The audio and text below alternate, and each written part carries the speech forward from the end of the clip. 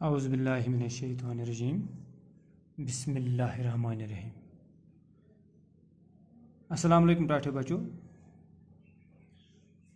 आज हम शुरू करने जा रहे हैं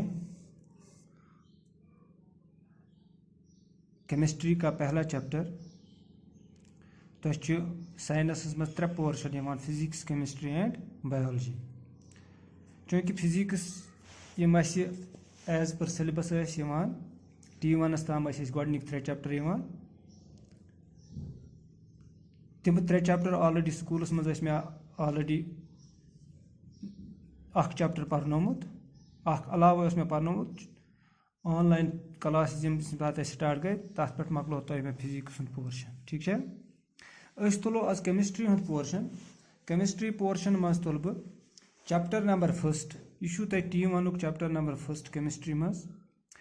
it is chapter matter in our surroundings. Matter in our surroundings गो सराउंडिंग्स गो ये वन अंद अंद पुक। सराउंडिंग गो अंद पुक। अंद पकिस मज कम कम चीज फर्स्ट ऑफ ऑल गश व्हाट इज मैटर। मैटर क्या गो? मैटर वो in our day to day life we use different objects. चीजन सम पन आसान। ठीक है, ये चीज कम यम रोजमर्रा जिंदगी मज इस्तेमाल करान different objects we use. Pen use करान, बुक्स यूज करान, यूटेंसिल्स यूज करान, रॉक्स यूज करान। तो फिक्री ठीक है ना? एवरीथिंग इन दिस यूनिवर्स युस प्रथ यूनिवर्सस मज कह चीज the air we breathe, the food we eat, है ना, the paper on which we write. ठीक है ना? These are all objects which we use in our day to day life. यम सेंसेस ऑफ ऑर्गन्स यमो सम हेकान वुचित। Senses of organs first is sight, साइटनेस। ठीक है ना? आँखों से हम देखते हैं, हाथों से उसको फील कर सकते हैं, नाक से हम सूंघ सकते हैं, कानों से हम सुनते हैं, इस जबान से हम उसका मजा ले सकते हैं। ठीक है ना? These are senses of organs. 5 senses वन। इस मैटर वन मैटर क्या गो? मैटर गई यमन चीजन सतम they are all matter. That means matter अगर वनो all objects in our surroundings they are matter. They are made up of material. Material यम कुन चीज बनियामत। मटीरियल मैदा यम मादा कुन चीज रॉ मटीरियल जमीन मज कह मटीरियल नान पे तथ शेप दिवान। पे त्राम जमीन मज नान, सुन जमीन मज नान, है ना, पेट्रोल जमीन मज नान। These are all things that we got it from earth. या फॉर एग्जाम्पल जमीन मज पन्निस मेहनत करान, तत पल्सेस कड़ान, फ्रूट्स कड़ान। तो फिक्री यमन पे मेहनत करान।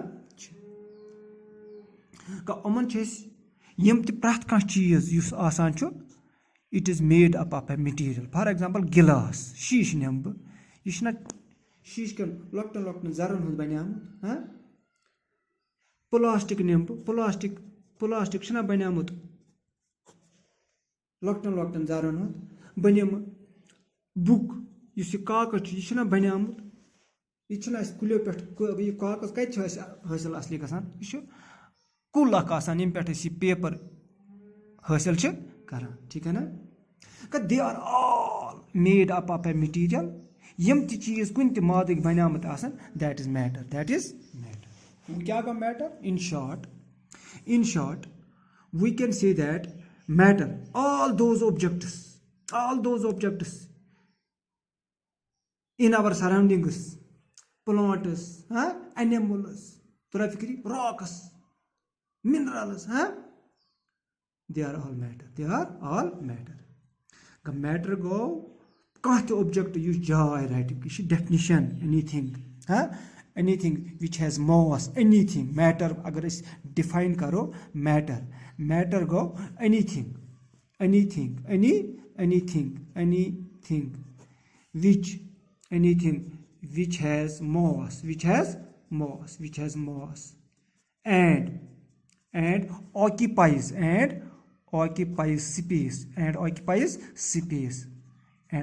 space is called matter.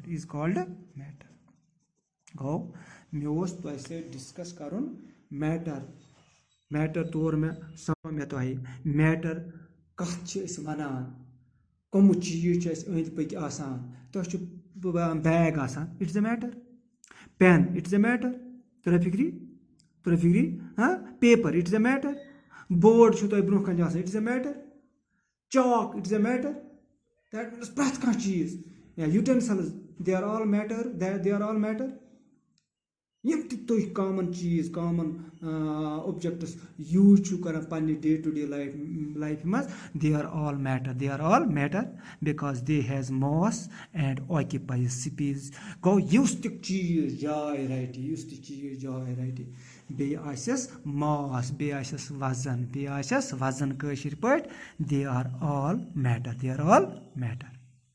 Go matter प्रथ कह चीज I am a matter because I has mass and occupies space. Bus matter. तुह तु matter. तुहज किताब तु matter. तुहद यम गरिक बान तम तु matter. कप तु matter. जग तु matter. कैज यह जाय रटान बेच अत वजन anything go समझुन anything which has mass and occupies space is called matter. Yus matter chu exist gasan, it exists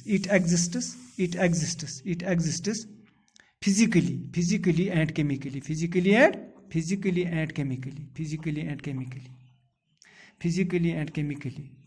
in different forms.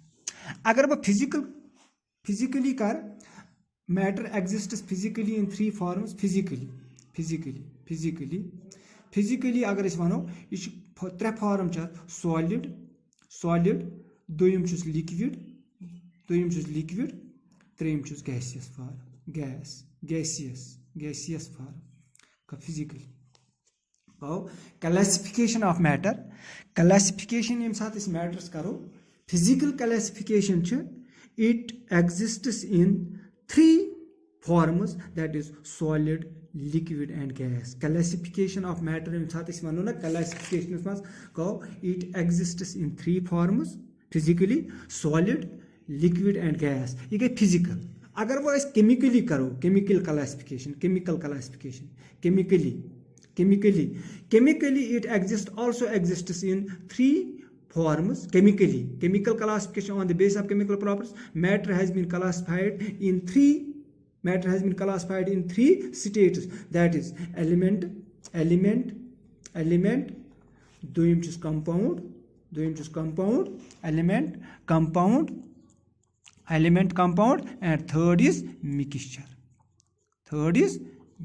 ठीक है ना डॉक्टर बच्चों अस्तूल chemistry chapter number first as per syllabus पको एज पर सिलेबस फिजिक्स तुंद गोडनिक portion तुम physics तथ मज T1 तम 3 चैप्टर तम 3 चैप्टर कर कंप्लीट ऑनलाइन या ऑफलाइन क्लास दित पत कुन तुम हेकि वीडियो सन शेयर कर पान वन या तुम हेकि पन मोबाइल अनित तथ पे सोन पासवर्ड तुम दिव सन ID यूज करें तुम हेकि वीडियोज डायरेक्ट घर बिहित वुचित तो फायदे हेकि तुम तुलित तुह गस नुकसान गसन की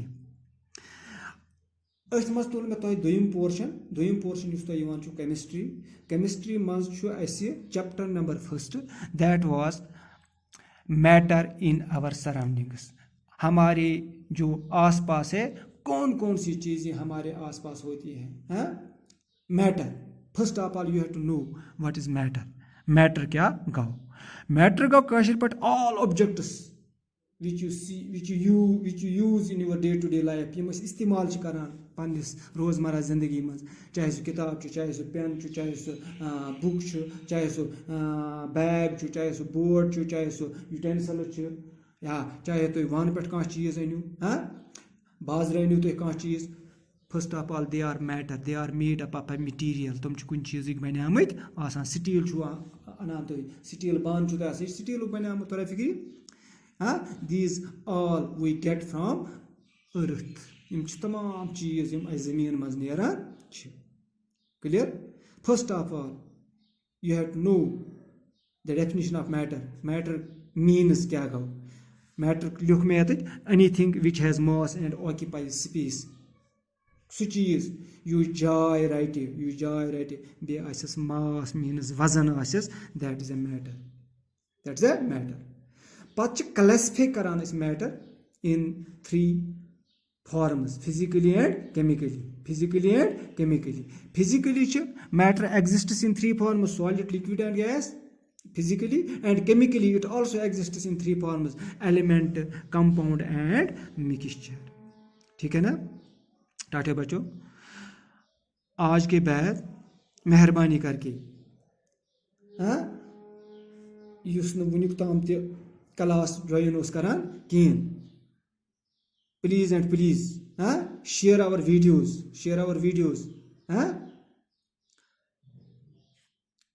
तो आप फ़ायदा उठाओ, हमारा वीडियो डाउनलोड करने की कोशिश करो। इसके पे करो तो ये वीडियो वुचो तुम, ये करो तुम पन्न मोबाइल में डाउनलोड, ठीक है ना। पन्न सन ID सान ID पे नेरनो तुम सन सारी वीडियो, मगर पन वक्त मह करो ज़ाय कहें। प्रथ कह टीचर पन क्लास दिवान, और हमारी गुजारिश है आपसे इसका फ़ायदा उठा, पीछे मत रहो, अपना नुकसान मत करो, ठीक है। चूँकि वनकस पेंडेमिक चलान, यिथकन परस वरियस क्लास दिते तो तिथे कन बे हायर अपस बार बार वन लड़कन न गो नुकसान गसन कह, हम आपके लिए हम सैलरी लेते हैं इसके लिए, हमें पैसा मिलता है इसके लिए, तो आपको फ़ायदा उठाना चाहिए। चाहे ऑनलाइन ऑफलाइन कत वेबसाइट पे तुंद गि फ़ायदा तुलन, मेहरबानी करके। सान गुजारिश हमेशा ये आसान, चाहे 15 मिनटन क्लास रटवा, 20 मिनटन क्लास रटवा, 1 घंटस क्लास रटवा, तो तुम तुलो अमुक फ़ायदा। बह थो उम्मीद युस लड़कन वुनिक ताम ज्वाइन करान कहें, क्लास रटान कहें, सह कड़ अजक पे पन किताब हन, सोन वीडियो कर वुच, अगर न समझ हमें हमसे कंटैक्ट करो। तो सन नंबर ऑलरेडी दित, मोन नंबर 7006410032। अगर न कहीं समझ आव, फॉर एग्जांपल मैं पर्नो आज मैटरस मज वो मे कम क्या गो मैटर, तो कम चीज़ इस्तेमाल करान, तो क्या मैटर वनान। मैटर 3 फॉर्मन मज एग्जिस्ट गसान, physically and chemically we discuss tomorrow.